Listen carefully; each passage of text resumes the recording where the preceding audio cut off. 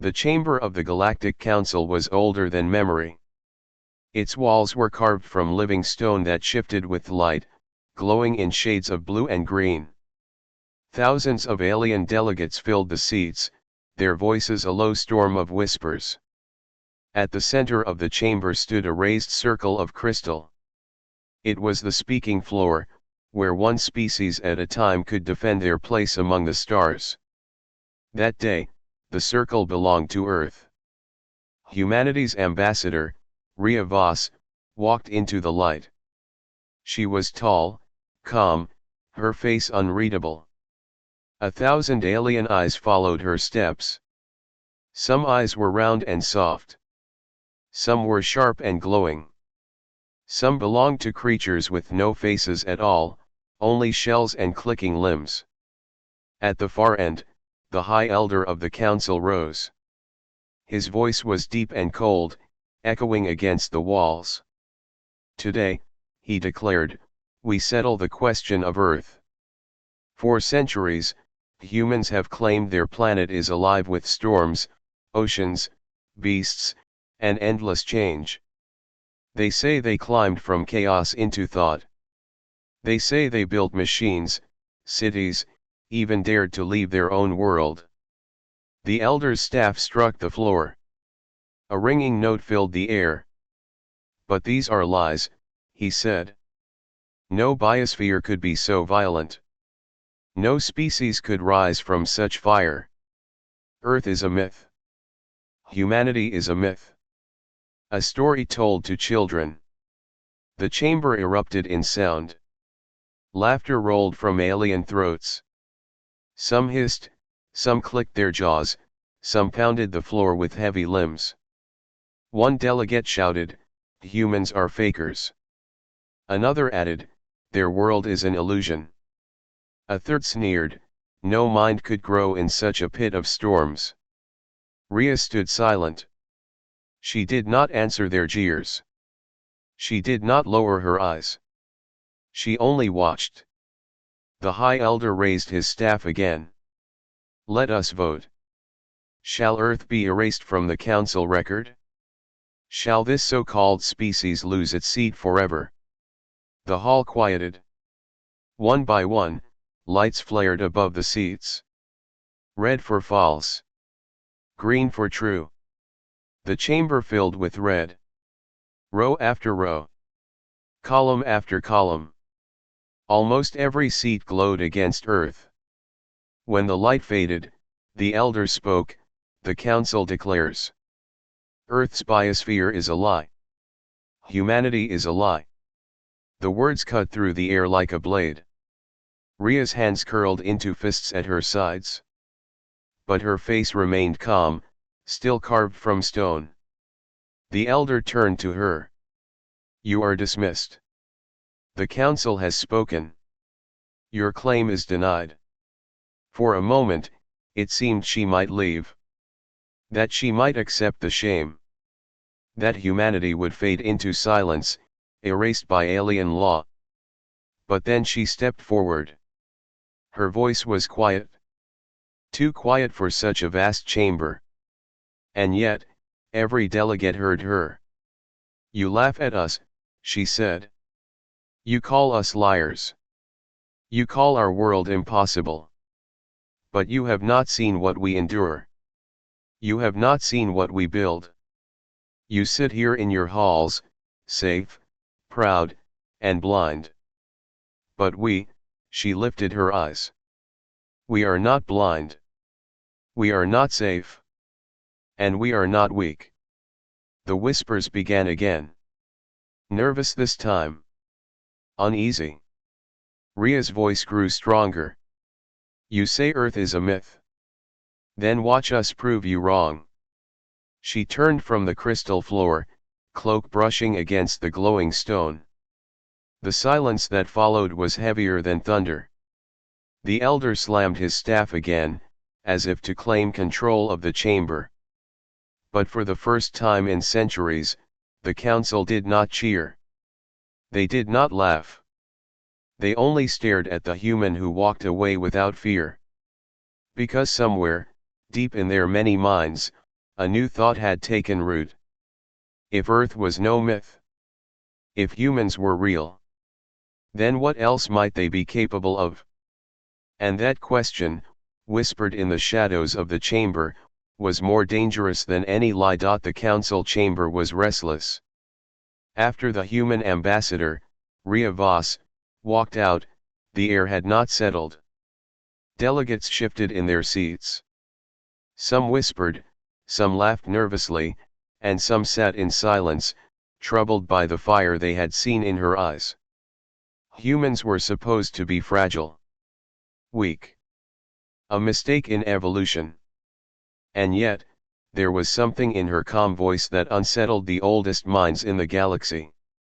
That night, when the council thought the debate was over, a signal pulsed through the stars. It came not with words, but with light. A stream of transmissions, sent from Earth itself, reached the chamber. Screens unfolded across the walls, showing images the aliens had never seen. First came the oceans. Endless waves smashing against black cliffs, storms ripping across the surface, lightning splitting the sky into fire and shadow. Alien eyes widened. No council world would allow such chaos. Most planets tamed their weather long ago. Then came the mountains. White peaks stabbing into the sky, humans climbing with bare hands and ropes, their breath turning to frost in the thin air. One slip, one mistake, and death waited below. And yet they climbed higher. Gasps filled the chamber. Some delegates hissed. One whispered, "Why climb where survival is impossible?" The next vision answered in silence. A human standing on the peak, planting a flag in the snow. His lips moved, shouting into the wind, but no sound carried. Only the look in his eyes triumph against death itself. The council did not laugh now. The images kept coming. Humans walking across deserts of burning sand, the horizon endless, heat twisting the air. They carried little water, yet they marched. Divers sinking into black oceans, deeper and deeper, lights on their helmets glowing in the abyss. Around them swam creatures with teeth like blades, with eyes that burned in the dark. Still, the humans did not flee. Then the deserts gave way to jungles. Green walls of vines, insects swarming, predators hiding in the leaves. The screen showed a human face streaked with sweat and mud. The man laughed as he hacked his way through the thick growth. The council chamber grew quieter with every passing image. Then the final proof appeared. The moon. Gray, silent, dead. No air, no water. And yet, there stood humans in white suits, walking across the dust. They carried machines, flags, and tools. They left footprints where no life had ever walked. One alien delegate, his shell glowing pale, whispered, "They left their world, they walked in the void." No one answered. Ria Voss's voice returned, carried in the transmission. Calm, sharp, unshaken. You ask if Earth is real. You ask if humanity is true. Look for yourself. Oceans that drown. Mountains that freeze. Deserts that burn. Jungles that kill. We were born in a world of storms. And we rose. And when our world was not enough, we stepped into the void above it. Her image filled the screen now, standing tall before the council's judgment seat. Her eyes burned brighter than any storm. We did not need your approval. We did not need your belief. We did not need your vote. The truth is simple, we exist. And we endure.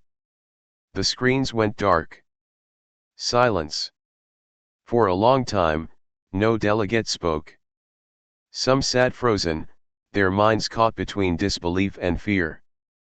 Others glanced at one another, but no one dared to break the stillness. Finally, a voice rose from the shadows. A smaller delegate, his form insect-like, asked the words no one wanted to hear. If they can survive this, if they can endure what we could not, then what are they capable of tomorrow? The High Elder slammed his staff to silence him. The sharp crack echoed like thunder. Do not be deceived, the Elder shouted. Pictures prove nothing. Tricks of light, illusions, fabrications. Humanity tries to play gods of survival, but we will not bend. Evidence is not truth. Survival must be tested. His eyes burned like firestones. Let us challenge them. Let them prove themselves before the council in real time. If they are as strong as they claim, let them face a world where no species has survived. Let them stand naked before death itself. Then, and only then, shall we speak of proof. The chamber stirred again. This time, it was not laughter that filled the air. It was curiosity. It was hunger. A test. A trial. A chance to see if humans were truly as impossible as they seemed. And so, with one strike of the Elder's staff, the fate of humanity shifted. The council would not erase them yet. Instead, they would throw them into the jaws of the galaxy's most dangerous world. And watch. The council's chamber shook with noise. Delegates hissed, growled, and whispered. The High Elder's challenge had ignited their hunger. A trial of survival, something no other species had dared to accept. At the center of the storm, Ambassador Riava stood calm. Her voice cut through the noise. Name your world. Name your death ground. Humanity will walk it. The chamber froze. The Elder leaned forward, his dark eyes gleaming. You wish for death, human. Then so be it. You will face Cryos, the world of storms. A planet no civilization has endured. Its air poisons lungs. Its ground tears flesh. Its sky throws fire and ice. Every creature that crawls there kills without mercy. You will not last a day. A cruel smile crossed his face. And the council will watch. Rhea did not flinch. She only answered with one word. Agreed. Within days, the decision spread through the galaxy. On every world, billions turned their eyes to the trial. Screens lit up in ships, cities, palaces, and slums. Everyone wanted to see the humans break. The chosen team arrived quietly. 10 volunteers, not chosen by the council, but by Earth itself. Soldiers, engineers, scientists, medics. Men and women who had faced the impossible before. Their ship landed on Cryos beneath a sky that boiled with black clouds. Lightning forked across the horizon. Wind screamed over jagged cliffs. The ground was littered with bones of creatures that had failed before them. The council watched from orbit. Alien eyes glittered, waiting for the humans to collapse. The air outside was poison. The humans sealed their suits, checked their filters, and stepped out. The storm hit them like a hammer. Rocks whipped through the air, shards sharp enough to slice metal. One soldier staggered, nearly thrown from the cliff. Another grabbed him, pulled him back. Stay together, their commander said. We move or we die. By nightfall, they found a shallow cave. Not safety, but shelter.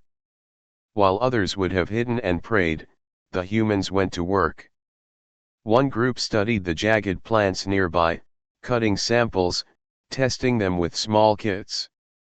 Within hours, they found a way to boil the toxins into drinkable water. Another group used scanners to map the storm cycles. They marked the times when lightning struck most often.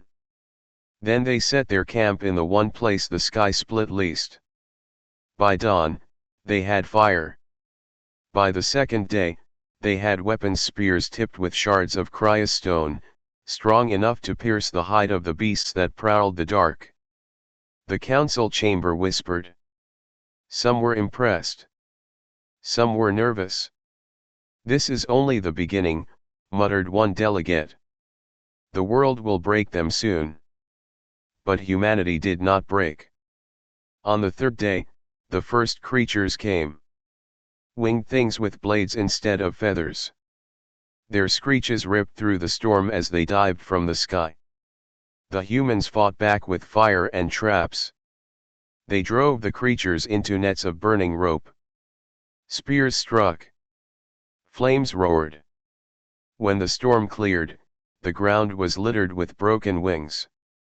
And the humans still stood. On the fifth day, a quake tore open the land. Poison gas poured out, flooding the valley. Any other species would have choked and fallen. But the humans adapted. They sealed their masks, built walls of stone to redirect the flow, and used the gas itself to scare away predators. By the seventh day, they had mapped the region, carved paths through the deadly terrain, and even tamed one of the smaller beasts. It followed them, not as prey, but as a strange companion. The council could no longer laugh. Even the High Elder's face grew tense as he watched. "This is not possible," he hissed. "No one survives cryas." But the truth unfolded on the screens. Humanity was not only surviving. They were shaping the world itself to their will. In their cave, on the ninth night, the humans lit a great fire. Flames rose high, defying the storm. Around it, they carved a single word into the stone floor, where every council eye could see it. Endure. The chamber fell into silence. For the first time, fear touched the voices of the mighty. If humans could endure this, what else could they conquer? Yet in the shadows of the chamber, not every delegate was silent. Some watched with dread, others with hatred. "They are too strong," whispered one. "If they can survive here, they cannot be controlled." "Then we must end them," another replied. "Not tomorrow. Now." And so, while humanity built strength on cryas, a darker plan formed above them.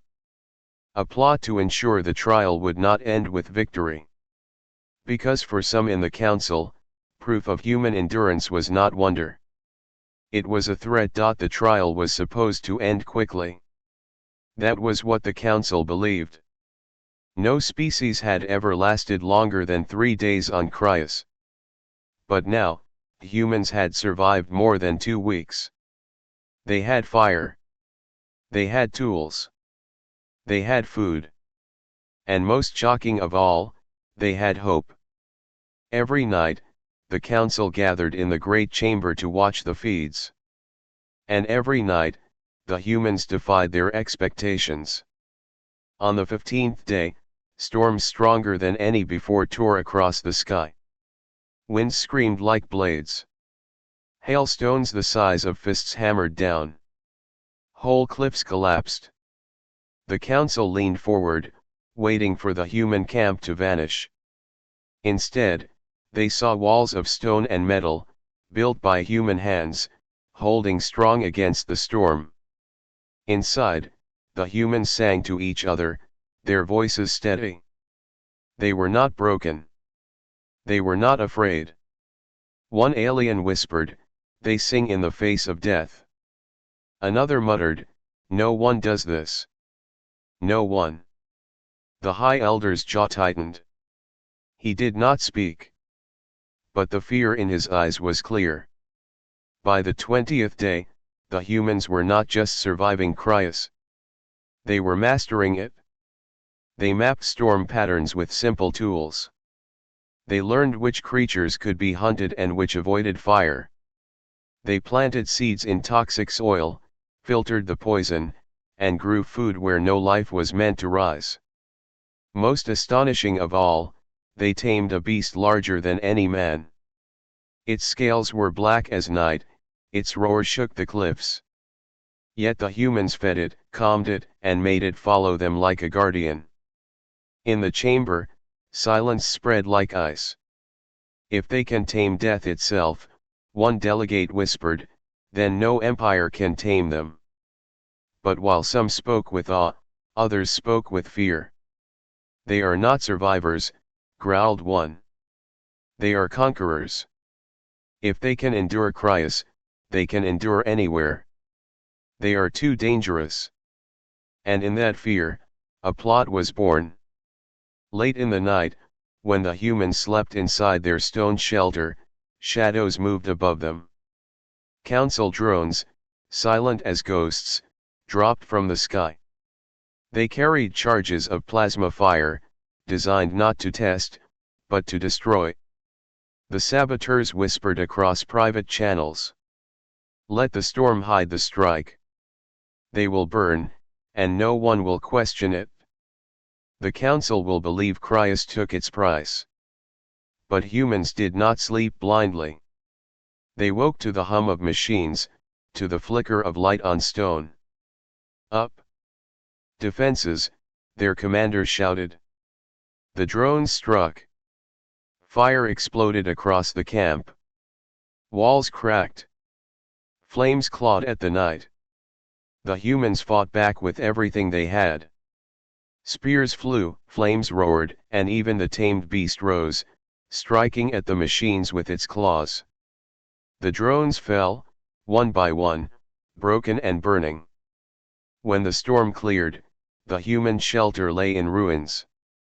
Smoke drifted across the ground. Ash covered their skin. The council chamber waited, eager for the final image, humans crushed, broken, silent. Instead, the feed showed something else. The humans stood together, side by side, bloodied but alive. Their camp was gone, but their fire still burned. And with rocks, ash, and shattered stone, they built again. Faster. Stronger. Smarter. By dawn, their new shelter rose from the ruins. The flames of destruction had only made it harder to break. The council could not stay silent. This is not survival, hissed one elder. This is defiance. They were supposed to die, shouted another. Who gave them weapons against the drones? But others did not speak. They only watched the screen, unease crawling through their thoughts. Because the truth was plain, humanity had faced fire, storm, beasts, and sabotage, and still they stood. And with every challenge, they did not weaken. They grew stronger. That night, the humans lit another fire, brighter than any before. Its flames painted the storm clouds red and gold. They carved new words into the stone for the council's eyes. We endure. The chamber froze. The High Elder's staff shook as he struck the floor. Enough. This trial is over. They must not rise further. If they prove themselves before all, the galaxy will never contain them.